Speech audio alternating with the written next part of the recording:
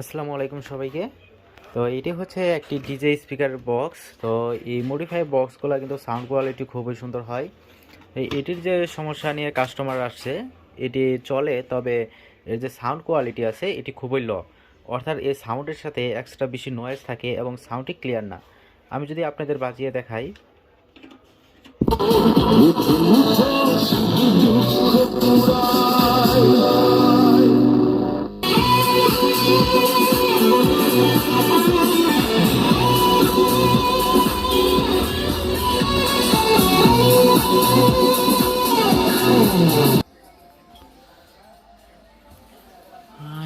আসসালামু আলাইকুম সবাইকে। এটি হচ্ছে একটি ডিজে বক্স স্পিকার। তো এই স্পিকারটি দেখতে পাচ্ছেন, এই স্পিকার আসসালামু আলাইকুম সবাইকে। এটি হচ্ছে একটি ডিজে স্পিকার বক্স। তো এই মডিফাই বক্সগুলো কিন্তু সাউন্ড কোয়ালিটি আপনারা জানেন খুবই সুন্দর হয়। তো এই সাউন্ড বক্সের কাস্টমার যে নিয়ে আসছে, তিনি বলছেন যে এই টিভির সাউন্ডটা কিন্তু ক্লিয়ার না। যদি আপনাদের এখন বাজিয়ে দেখাই, দেখতে পাচ্ছেন এখানে বক্স চালু রয়েছে। যদি আমরা একটু সাউন্ড দেই,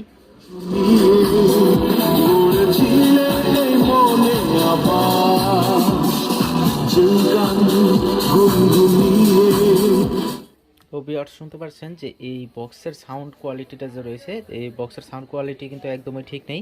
তো এটা মূলত কী থেকে এই সমস্যাটি এসেছে সেটি আপনাদের সাথে শেয়ার করব। আমি এই কাজটি কমপ্লিট করে ফেলেছিলাম, তবে আমি খেয়াল করলাম যে এই কাজটি আপনাদের সাথে একটু শেয়ার করি। তো দেখেন, এর যে ভলিউম কন্ট্রোল সার্কিটটি আছে, ভাবতে পারেন যে এর সার্কিটের সমস্যা না।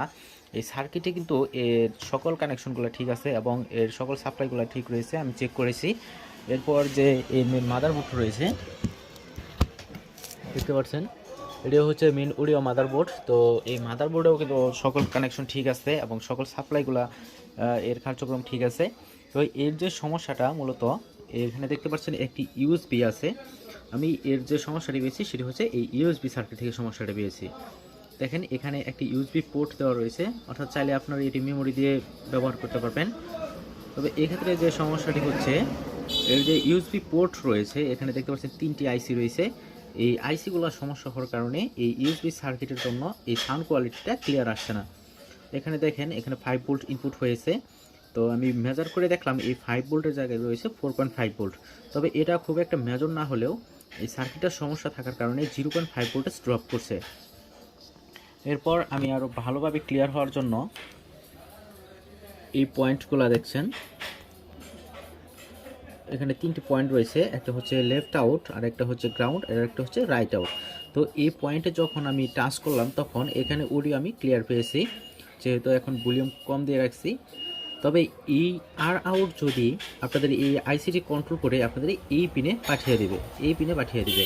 তো এক্ষেত্রে যেমন সমস্যাটি হচ্ছে, এই আইসি সমস্যা থাকার কারণে এই সাপ্লাইটি আর এখানে যেতে পারছে না, অর্থাৎ এই সিগন্যালটি আর বাইপাস করে এখানে যেতে পারছে না।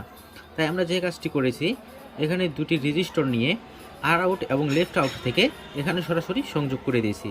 এই কাজটি করার পর আমাদের সাউন্ড কোয়ালিটি খুবই অরিজিনাল হয়ে গেছে, অর্থাৎ অ্যাকুরেট কাজ করছে।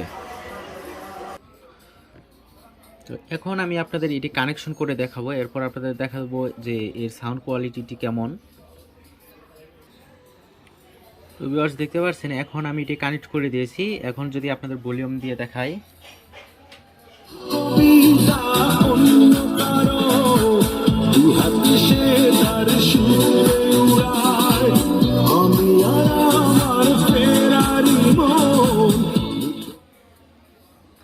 তো ভিউয়ার্স দেখতে পাচ্ছেন এখন এর সাউন্ড কোয়ালিটি কিন্তু অ্যাকুরেট হয়ে গেছে। চাইলে আপনারা এই ইউএসবি সার্কিটের বদলে বাজারে যে ইউএসবি সার্কিটগুলো পাওয়া যায় সেগুলো আপনারা মডিফাই করে লাগাতে পারবেন। যেহেতু কাস্টমার বলছে যে তার শুধুমাত্র জ্যাকের মাধ্যমে সে চালাবে। তো ভিডিওটি আপনাদের কেমন লেগেছে তা অবশ্যই কমেন্ট বক্সে জানাবেন। ভিডিওতে যদি আপনাদের কিছু বুঝতে সমস্যা হয়, অথবা আপনাদের এরকম সাউন্ড রিলেটেড অথবা টিভি যে কোনো সার্ভিসের যদি আপনাদের প্রয়োজন হয়, তাহলে অবশ্যই আপনারা আমার হোয়াটসঅ্যাপ নাম্বারে যোগাযোগ করবেন, সেখানে আমি আপনাদের সমাধান দেওয়ার চেষ্টা করব। তো সকলে ভালো থাকবেন, আল্লাহ হাফিজ।